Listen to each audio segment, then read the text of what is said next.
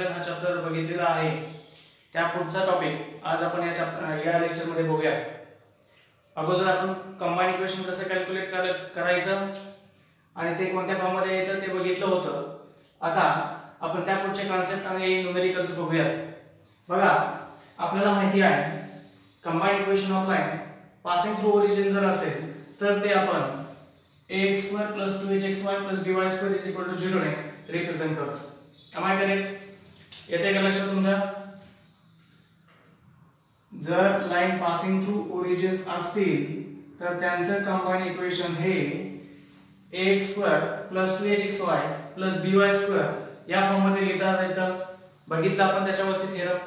मग हे जे इक्वेशन आपण लिहिलेलं आहे त्याचे जर सेपरेट इक्वेशन आपल्याला लिहायचे असतील स्टँडर्ड फॉर्म मध्ये तर ते काय येतात हे बघा. h + √h² - ab x + by =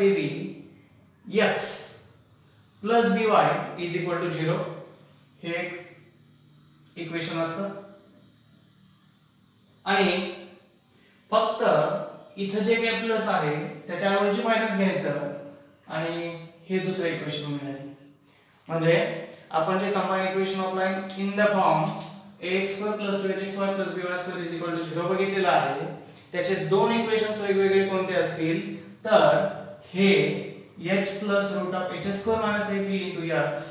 + by आणि फक्त इथं प्लस च्या ऐवजी मायनस घेऊन जे इक्वेशन येतं हे दोन इक्वेशन्स पासिंग थ्रू ओरिजिन असतील. तुम्ही व्यवस्थित जर बघितलं तर इथे x ला कोएफिशिएंट आहे, y ला कोएफिशिएंट आहे, पण प्लस कॉन्स्टंट टर्म नाहीये. म्हणजे हे दोन्ही इक्वेशन काय आहेत पासिंग थ्रू ओरिजिन आहेत. आणि आपण हे जे इक्वेशन बघितलं होतं ते पेअर ऑफ लाईनचं पासिंग थ्रू ओरिजिनचंच इक्वेशन होतं. Understood you? लक्षात आलं का? हे दोन तुम्हाला दोन पार्ट करायचे बघा. हे जर लाईन असेल तर त्याचे सेपरेट इक्वेशन्स हे असतात किंवा ह्या दोन लाईनचे कंबाईन इक्वेशन हे असतं. आलं लक्षात तुमच्या? ओके. मग असं जर असेल तर आपल्याला हे इक्वेशन दिलेलं असेल आणि त्याच्यावर आपल्याला त्या दोन लाईनचे स्लोप विचारलेले असतील. मग प्रत्येक वेळी तुम्ही हे दोन इक्वेशन कॅल्क्युलेट करत बसणार का? तर नाही. आणि म्हणून आपल्याला डायरेक्टली त्याचा फॉर्म्युला आहे बघा. स्लोप ऑफ लाईन्स m1 हा पहिल्या लाईनचा स्लोप मी मानतो. m1 हा या पहिल्या लाईनचा स्लोप आहे. मग आपल्याला स्लोप म्हणजे काय माहिती? बेसिक डेफिनेशन काय आहे स्लोपची? एक तर tan थीटा आणि दुसरं minus coefficient of x divided by coefficient of y. मग इथं बघा m1 जर या लाईनचा स्लोप असेल तर काय येईल त्याचं उत्तर? Minus coefficient of x minus coefficient of x. x चा कोएफिशिएंट म्हणजे एवढा तर पूर्ण याला मायनस ने गुणा. तुम्हाला काय मिळेल बघा? Minus h minus √h² - ab मिळेल divided by coefficient of y. काय कोएफिशिएंट ऑफ y? b. झाले m1. आणि m2 जर दुसऱ्या लाईनचा स्लोप आपण मानला तर काय येतं बघा? परत एकदा मायनस कोएफिशिएंट ऑफ x या पूर्ण टर्मला मायनस ने गुणायचं. सो इथे h प्लस आहे, इथे होईल मायनस, इथे minus minus begin plus, root मध्ये h² - ab आहे तसंच divided by coefficient of y. काय कोएफिशिएंट ऑफ y? b. आलं लक्षात? तुम्हाला हे लक्षातच ठेवायचं. m1 आणि m2 हे जर दोन स्लोप असतील तर पहिला स्लोप हा -h minus √h² - ab divided by b असतो आणि दुसरा स्लोप हा -h plus √h² - ab divided by b असतो. राहील का लक्षात तुमच्या? ओके. आणि मग त्या दोन स्लोप मधलं जर आपण रिलेशन कॅल्क्युलेट केलं म्हणजे या दोघांची बेरीज करायची आणि या दोघांचे मल्टिप्लिकेशन करायचे, त्याला म्हणतो आपण रिलेशन्स. ठीक आहे. आणि मग ते रिलेशन काय आहे बघा? m1 + m2 = या दोघांची बेरीज केली तर हे मायनस आणि हे प्लस काय होईल? कॅन्सल. आणि मग काय उत्तर येईल? -h मिळून किती होईल? -2h. आपण दोघांचा डिनॉमिनेटर b आहे आणि m1 * m2 जर केलं तर आपल्याला काय मिळेल उत्तर? a/b मिळेल. हे खूप आणि खूप आणि खूप महत्त्वाचं आहे. Relation between the slopes. जर m1 आणि m2 हे स्लोप्स असतील pair of lines ax² + 2hxy + by² या लाईनचं तर डायरेक्टली m1 + m2 -2h/b लिहायचं. a 2h आणि b हे कंपेअर करून किमती काढा, डायरेक्ट याच्यामध्ये किंमत टाका आणि m1 m2 काय लिहिणार? a/b. राहील लक्षात? प्रत्येकाने व्यवस्थित नोट करत चालायचं पुढे. आता बघा, हे जे दिलेलं इक्वेशन आहे passing through origin pair of लाईनचं, त्याचं नेचर नेमकं ते कोणत्या प्रकारच्या लाईनचं इक्वेशन आहे हे जर आपल्याला बघायचं असेल तर त्याचे काही टॉपिक्स आहेत. बघा, नेचर ऑफ लाईन्स 1 नंबर. यावरून आपण a 2h आणि b ची किंमत कॅल्क्युलेट केली. त्यानंतर त्याचा डिस्क्रिमिनंट कॅल्क्युलेट केला, म्हणजेच h² ab ची किंमत कॅल्क्युलेट केली. कशाची? h² ab ची किंमत कॅल्क्युलेट केली. मग ती पॉझिटिव्ह येते, निगेटिव्ह येते की 0 येते, याच्यावरून त्याचं नेचर ठरतं.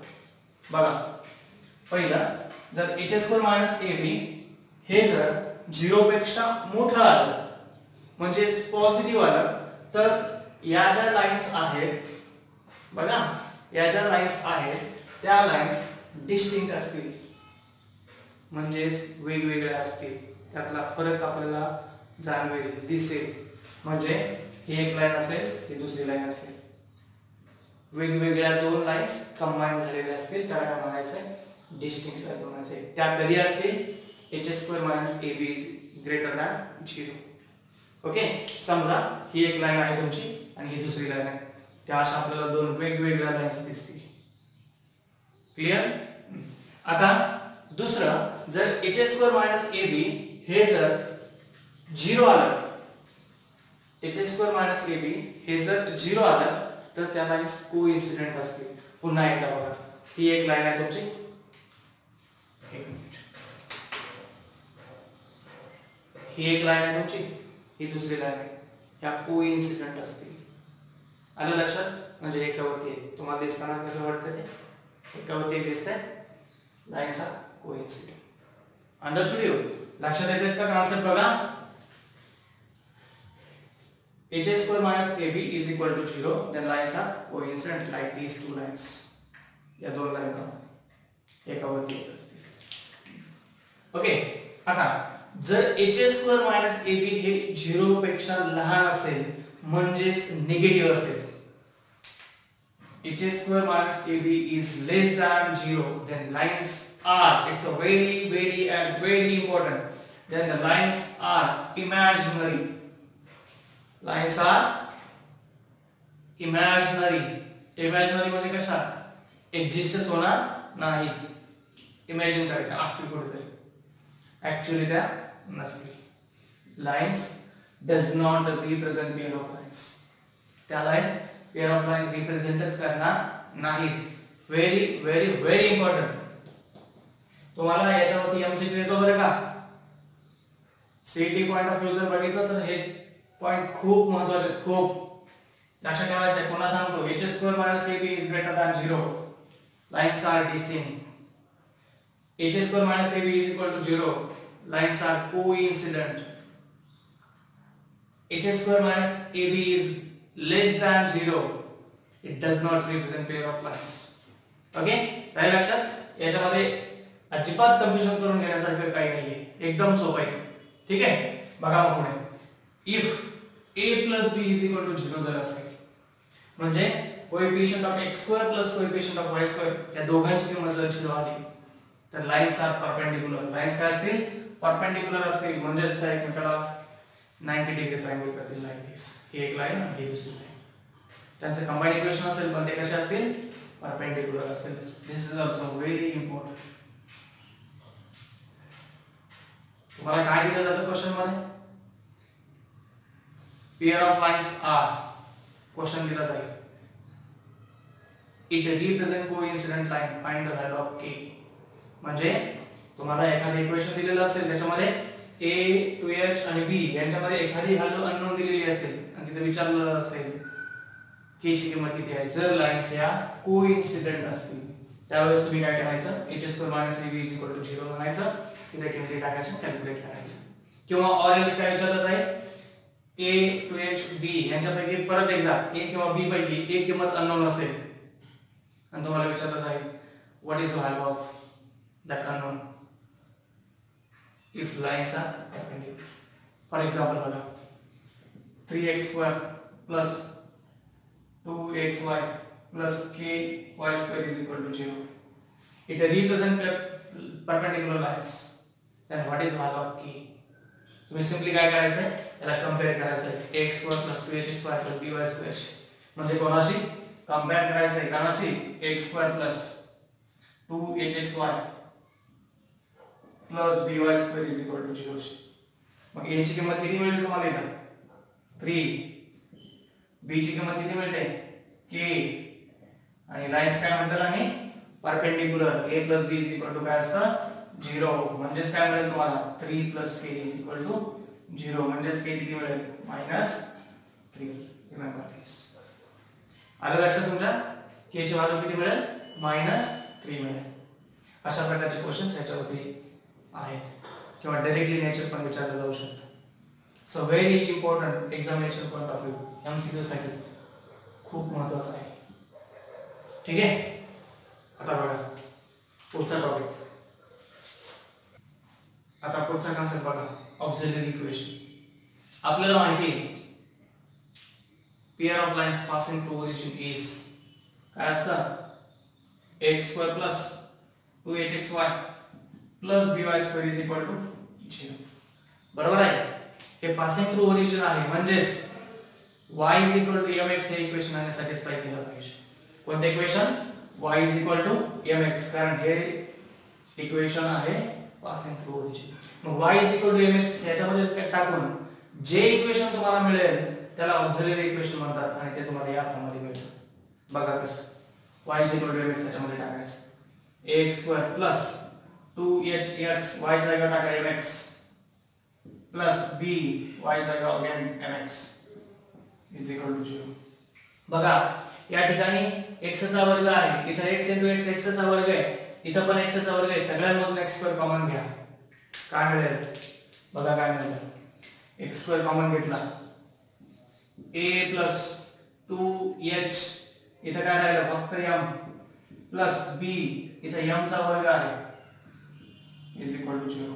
हा x इकडे बाजूला जाईल आणि काय भेटते 0 होऊन जाईल. मग काय मिळालं तुम्हाला a + 2hm + bm² म्हणजेच ते इक्वेशन आहे. हे जे इक्वेशन तुम्हाला दिसतं ते हेच आहे. तुम्ही लिहिताना असं लिहायचं की we know that combined equation of pair of lines passing through origin is x² + 2hxy + by² = 0, and therefore its auxiliary equation is कसं आलं ते लिहायचं असेल तर हे लिहून टाका. ओके. आलं लक्षात काय काय कन्सेप्ट सांगितले मी तुम्हाला. ओके. बघा पुन्हा एकदा सांगतोय x² + 2hxy + by² = 0 हे लाईन पासिंग थ्रू ओरिजिनचं इक्वेशन आहे. पेअर ऑफ लाईनचं इक्वेशन आहे. त्याच्या दोन पेअर ऑफ लाईन्स असतात त्या lines h + √h² - ab x + by = 0 आणि h - √h² - ab x + by = 0 या दोन आहेत. त्यानंतर या लाईनचे स्लोप आपण कॅल्क्युलेट केले m1 आणि m2. त्या m1 आणि m2 वरून त्यांची जर बेरीज केली तर आपल्याला काय मिळतं m1 + m2 = -2hb. m1 m2 काय मिळतं a/b. ठीक आहे. यानंतर ना नेचर ऑफ लाईन्स त्यासाठी आपण डिस्क्रिमिनंटची व्हॅल्यू कॅल्क्युलेट करतो. त्याला काय म्हणतात h² - ab. जर हा 0 पेक्षा मोठा आला तर लाईन्स काय डिस्टिंक्ट वेगवेगळ्या लाईन्स आहेत. कंबाईन इक्वेशन आहे त्याचं.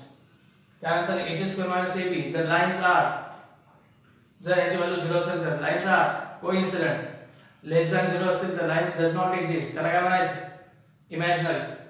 ठीक आहे. आणि a + b ची व्हॅल्यू जर 0 असेल तर त्याला काय म्हणणार तुम्ही लाईन्स आर परपेंडिक्युलर. ठीक आहे. आणि ऑक्झिलरी इक्वेशन काय मिळतं आपल्याला bm² + 2h bm + a = 0. आलं लक्षात सगळ्यांच्या. ओके. आता याच्यावरती बेस आपण काय करूया काही क्वेश्चन सॉल्व्ह करूया. लेट ऑन दिस. विद्यार्थी मित्रांनो आपण जो कॉन्सेप्ट शिकलेलो आहोत त्याच्यावरती बेस आपण पुस्तकातले काही सॉल्व एक्झाम्पल सॉल्व्ह करूया आणि नंतर एक्सरसाइज मधले एक्झाम्पल सॉल्व्ह करूया. बघा आपल्याला पहिले एक्झाम्पल काय दिले show that the lines represented by the equation x² - 2xy - 3y² = 0 are distinct. म्हणजे ह्या ज्या पेअर ऑफ लाईन्स आहेत त्या डिस्टिंक्ट लाईन आहेत. आपण आताच बघितलं की डिस्टिंक्ट लाईन साठी काय कंडिशन हवी, h² minus ab is greater than 0. मग आपल्याला इथे काय करायचं, तर सिंपली हे कंपेअर करायचं. कोणाशी कंपेअर करायचं, ax² plus twice hxy plus by² is equal to 0 शी. त्यावरून आपल्याला a 2h आणि b च्या किमती मिळतील आणि त्यावरून आपण डिस्क्रिमिनंटची व्हॅल्यू कॅल्क्युलेट करणार.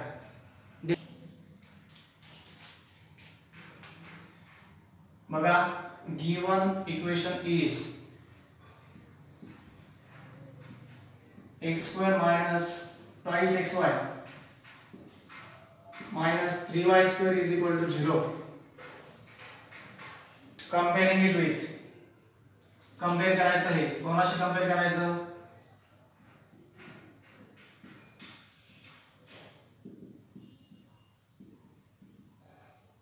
ax² plus twice ax² plus twice hxy plus by² is equal to 0. मग आपल्याला काय मिळतं, a म्हणजे काय आहे, x² चा कोएफिशिएंट. बघा काय मिळतं, we get a is equal to, सांगा x² ची व्हॅल्यू, x² चा कोएफिशिएंट किती आहे, 1. So a is equal to 1 मिळेल. twice h xy चा कोएफिशिएंट इथे किती आहे, twice h ची value -2. and what is value of b here, -3. ठीक आहे. मग आता a is equal to 1, 2h is equal to -2. याच्यावरून आपल्याला h ची किंमत मिळेल, हे दोन इकडे जाऊन डिवाइड करा, काय होईल मग, -1 आणि b ची किंमत मिळाली -3. therefore we can calculate h² minus ab. Discriminant म्हणणार आपण याला, h² minus ab कॅल्क्युलेट करायचं. मग काय मिळते बघा, h² minus ab -1² minus a ची व्हॅल्यू आहे 1 आणि b ची व्हॅल्यू आहे -3. बघा, -1² इज 1, हे मायनस मायनस प्लस होईल 3. 1 plus 3 is equal to 4, which is greater than 0. म्हणजे काय म्हणाल, h² minus ab is greater than 0. Therefore lines are distinct. Hence proved. आलं लक्षात तुमच्या, लिहून घ्या. करा पुढचं एक्झाम्पल बघा काय दिलं, find the sum and product of the slopes of lines represented by the equation. म्हणजे आपल्याला स्लोपची बेरीज आणि त्यांचा गुणाकार विचारलेला आहे. आपण फॉर्म्युला बघितला, m1 plus m2 is equal to -2h upon b. m1 m2 is equal to a upon b. मग आता काय करायचं, पुन्हा एकदा कंपेअर करायचं. बघा आपण हे कसं लिहू शकतो, गिवन इक्वेशन इज, काय दिलं आपल्याला, x² plus 4xy minus 7y² is equal to 0. Okay, compare करा. मग कोणाशी कंपेअर करणार, कंपेअरिंग इट विथ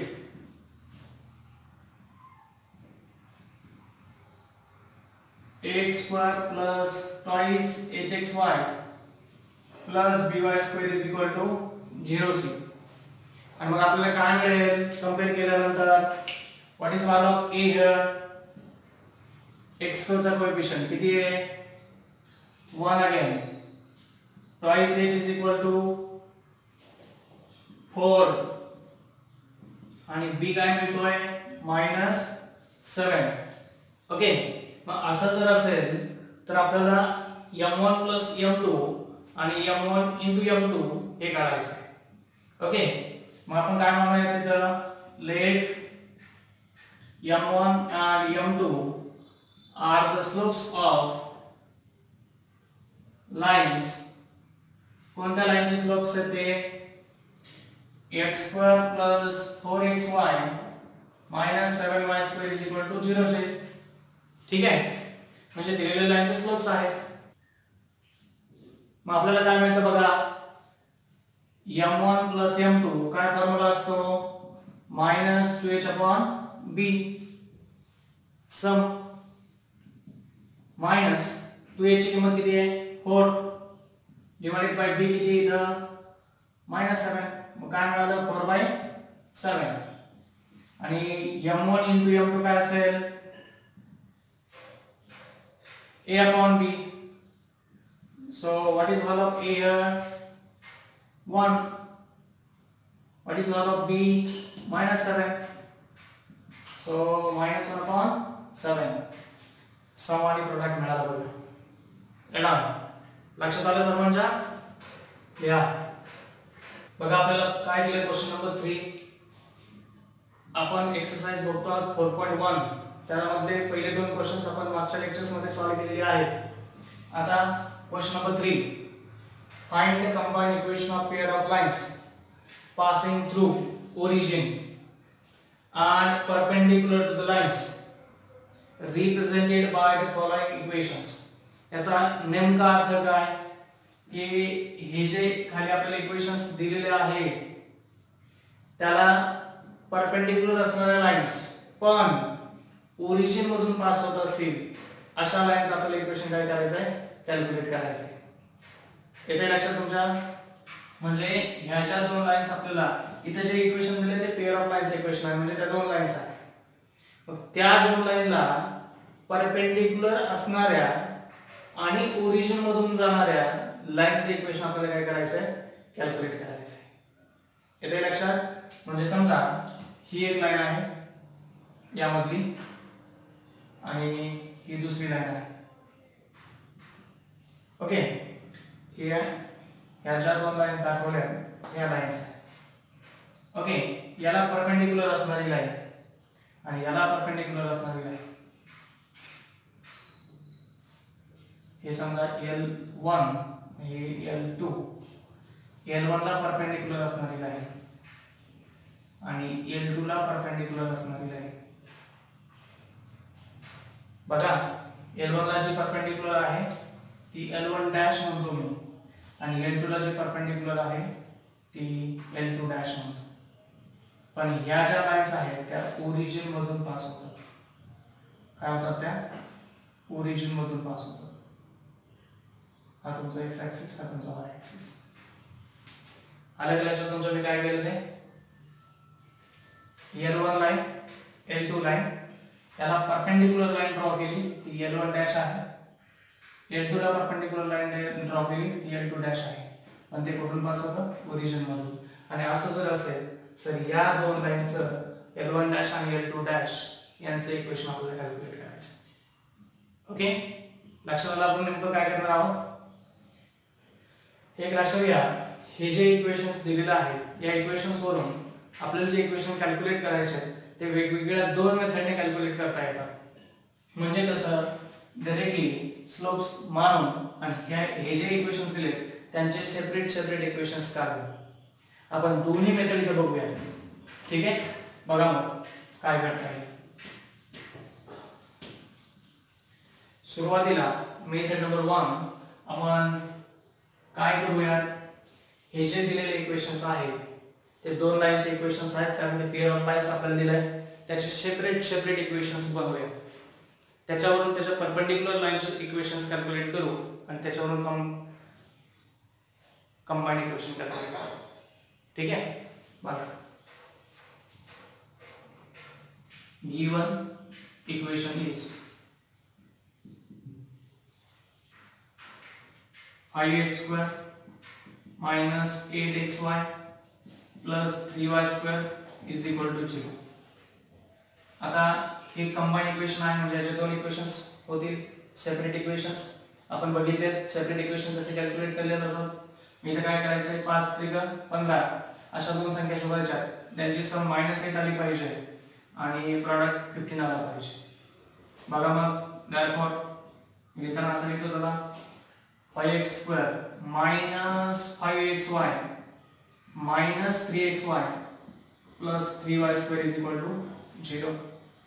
येते का लक्षात तुमच्या. बघा मग या दोन टर्म मधून आपण 5x कॉमन घेऊ शकतो. काय आले इथं x मायनस इथे काय लागेल y. या दोन टर्म मधून आपण 3y कॉमन घेऊ शकतो. काय घेऊ शकतो 3y कॉमन घेऊ शकतो. सो काय राहील बघा 3y कॉमन घेतली तर राहिले x मायनस साइन कॉमन घेतले म्हणजे इथे होईल minus y is equal to 0. Okay मग पुढे 5x मायनस 3y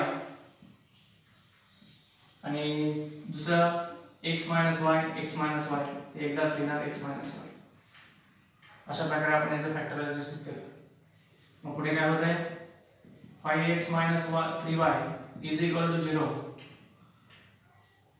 आणि काय असेल x minus y is equal to 0 असेल. म्हणजे सेपरेट इक्वेशन काय झाले सेपरेट इक्वेशन्स आर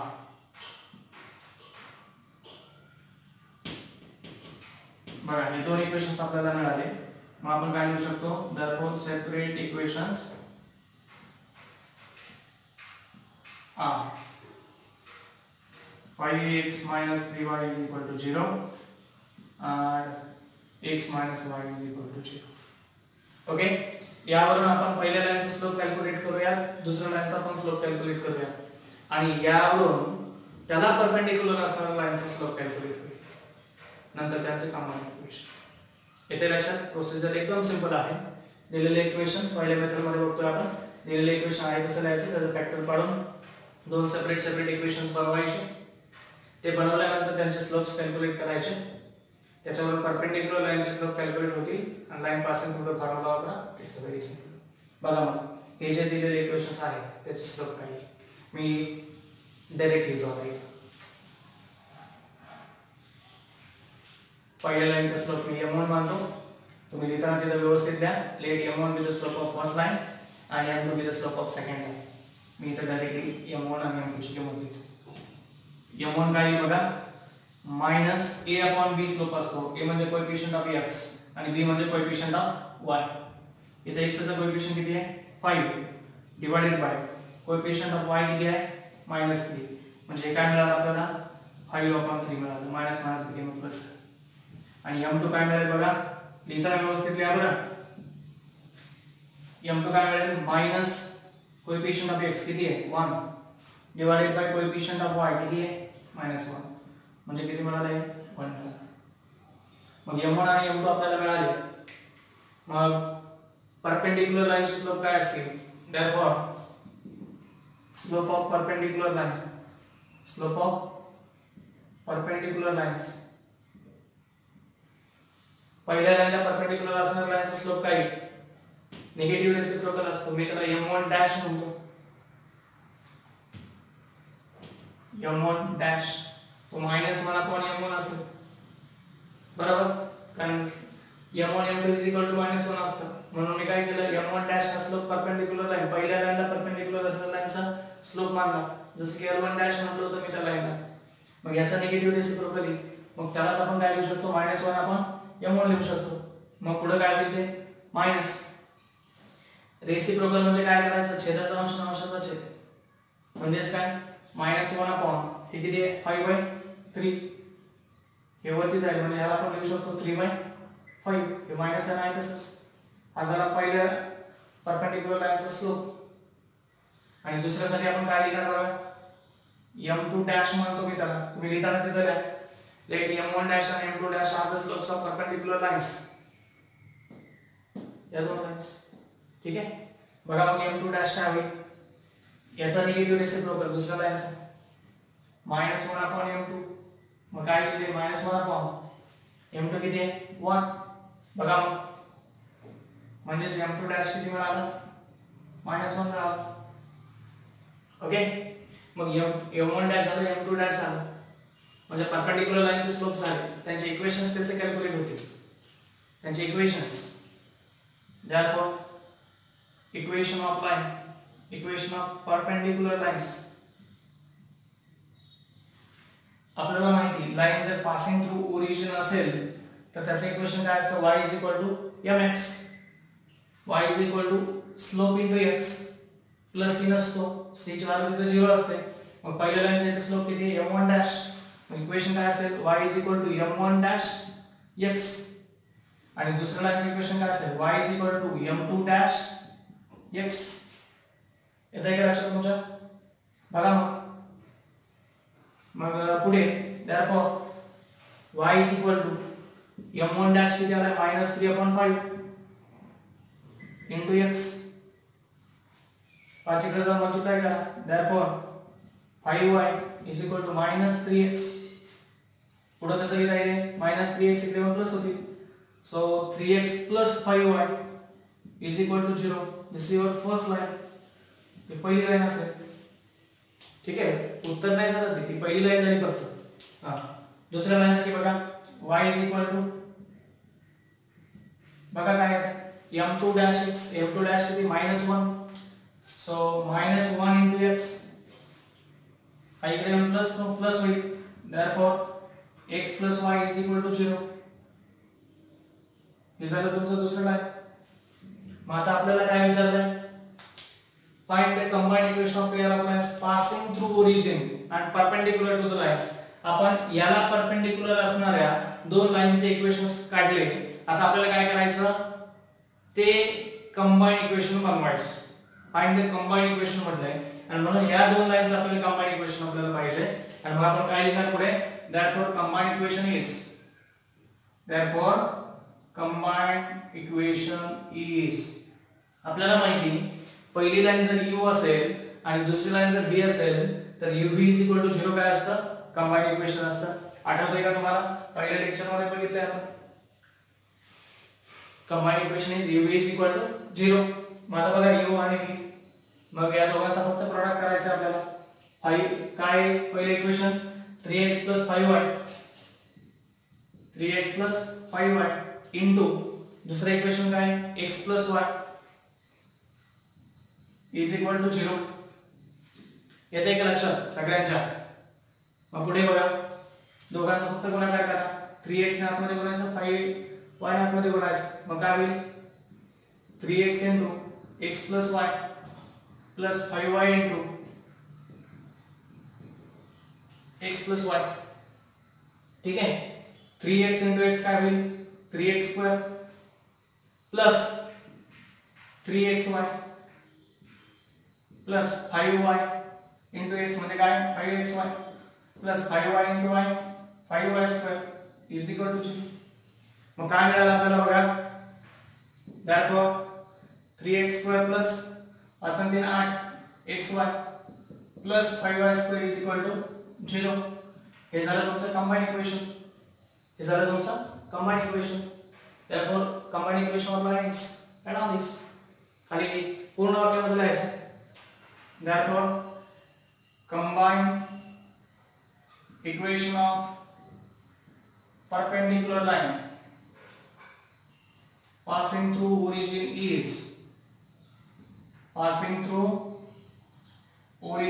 is हे लिहून टाका 3x square plus 8xy plus 5y square is equal to 0. Understood? Ready? Okay. ही झाली मेथड नंबर 1. आता मी तुम्हाला मेथड नंबर 2 शिकवतो. एक लक्षात घ्या मेथड नंबर 1 आणि मेथड नंबर 2 त्यामध्ये जी सोपी मेथड तुम्हाला वाटेल ती मेथड तुम्ही. आता मेथड नंबर 2 बघा. याच्यामध्ये आपण काय करणार दिलेले इक्वेशन कंपेअर करणार x square plus 2hxy plus by square शी. बघा पुढे काय काय करताय गिवन इक्वेशन काय दिलं 5x square minus 8xy plus 3y square is equal to 0. Comparing it with कोणाशी करायचं ax square plus 2hxy plus by square is equal to 0 शी. ठीक है we get काय मिळतं बघा a ची व्हॅल्यू किती मिळाली 5 2h ची व्हॅल्यू -8 आणि b ची व्हॅल्यू किती मिळाली बघा 3. ठीक आहे, येते का लक्षात? ओके, पुढे आपण काय करूयात, या लाईनचे स्लोप्स मानूयात, दिलेल्या लाईनचे. मग दिलेल्या लाईनचे स्लोप जर आपण मानले तर ते स्लोप काय येतील, m1 आणि m2. ठीक आहे, late m1 and m2 are the slopes of given line. ठीक आहे, दिलेल्या लाईनचे स्लोप किती आहेत, m1 आणि m2.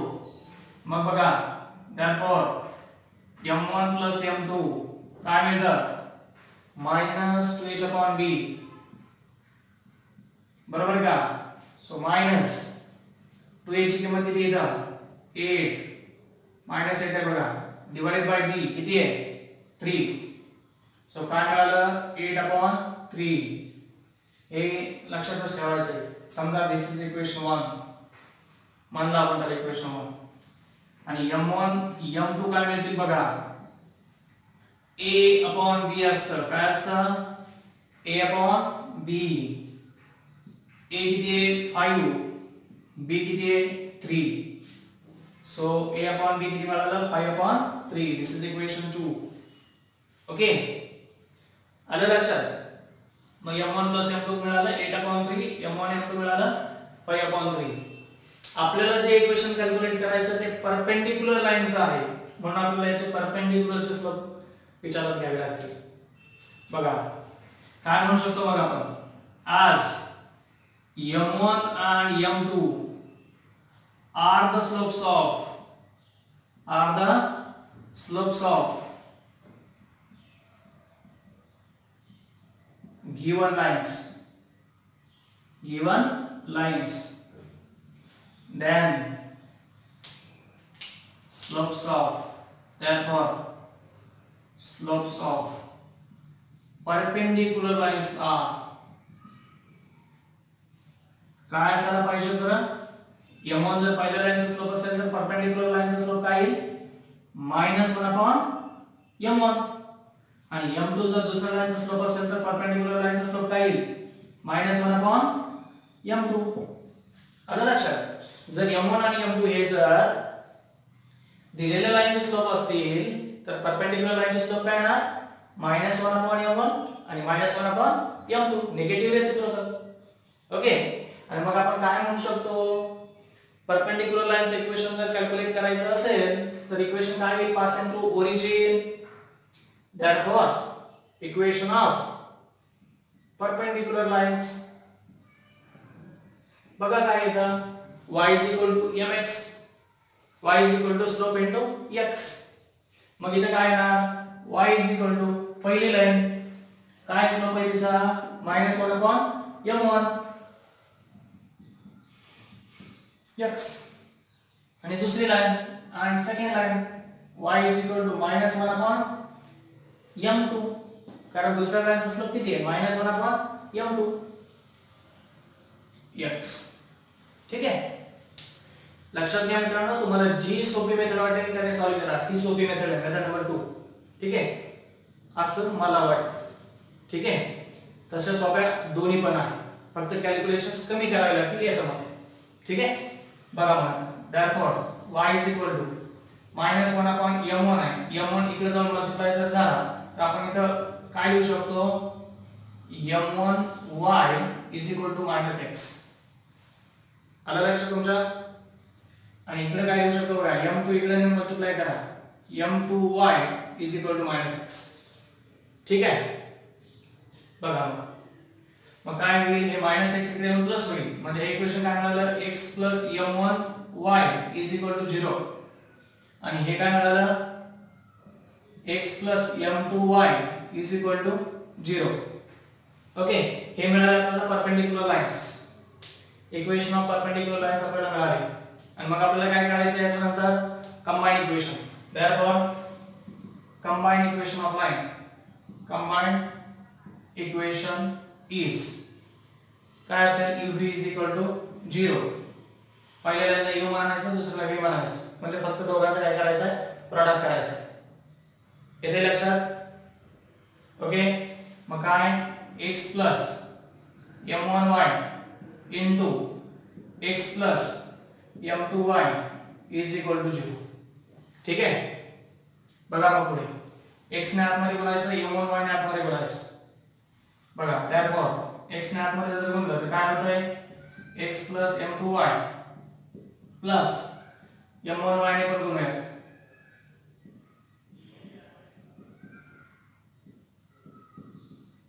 ठीक आहे, पुढे बघा मग x into x x square plus xy इथे m2 असेल, मग कसं लिहिता येईल त्याला m2 xy प्लस m1 ने इथे आतमध्ये गुणा m1 xy plus m1 y आतमध्ये गुणलं तर काय होईल m1 m2 y square is equal to 0.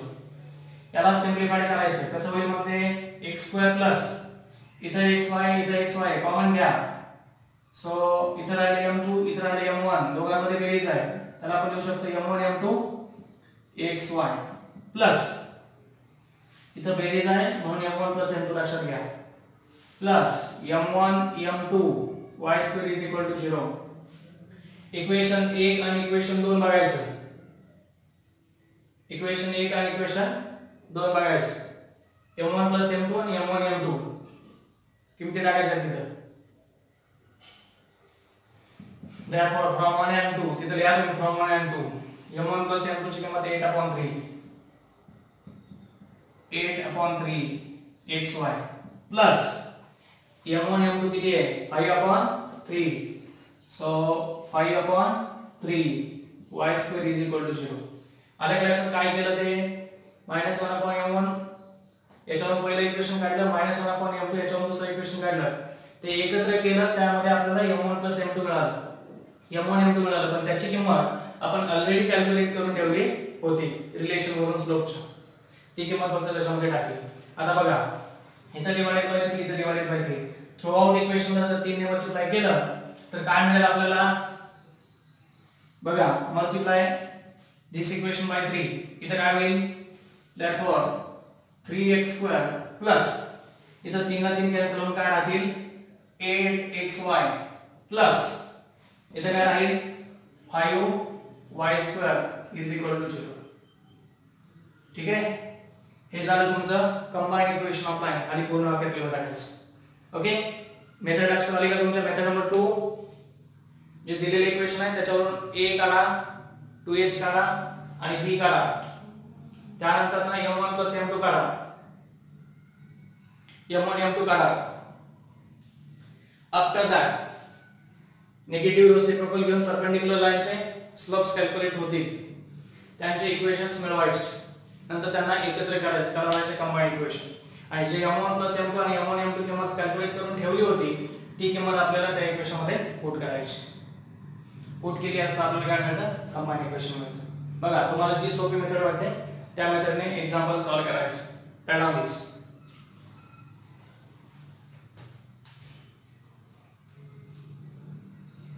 आताचा जो क्वेश्चन आपण सॉल्व केलाय सेम त्याच प्रकारचा क्वेश्चन तुम्हाला बघा सॉल्व करायचा आहे. असाइनमेंट क्वेश्चन सेम तेच आहे, फक्त इक्वेशन बदललंय. 3x² + 2xy - y² = 0. तुम्ही कोणत्याही एका मेथडने हा क्वेश्चन सॉल्व करायचा आहे. ठीक आहे, आता उरलेले जे क्वेश्चन्स आहेत याच एक्सरसाइज मधले ते आपण पुढच्या लेक्चरला बघूया. व्हिडिओ जर तुम्हाला आवडला असेल तर लाईक करायला विसरू नका. आणि दुसरी गोष्ट, हे 12वीच्या तुमच्या मित्रांसोबत शेअर करायला देखील विसरू नका. थँक्यू.